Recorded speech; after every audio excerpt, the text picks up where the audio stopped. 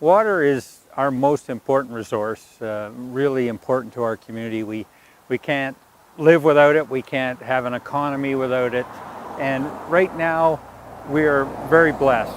For our domestic water supplies in North Cowichan, we have wells that are providing water from the aquifers, and we're very lucky to have that. But we have to be careful. Climate change is changing the weather patterns that we have.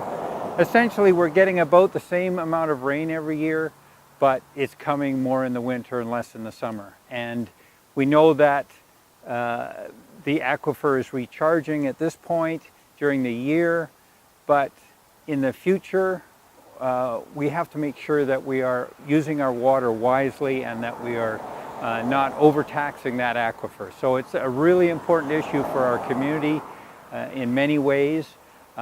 I personally am supporting the CVRD referendum, which will create a function for us to monitor water quality and quantity and protect our watersheds. And I'm hoping that our community will support that initiative as well. Our domestic water supply in North Cowichan at this point is quite strong. However, we have to make sure that it's strong into the future. But there are other issues in our watershed. So right behind me is the Cowichan River, and it has been really hurt by the change in climate.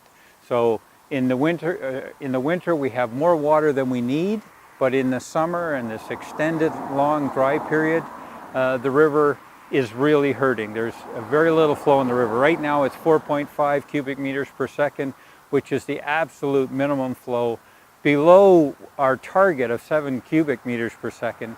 And it's really difficult for the fish to survive.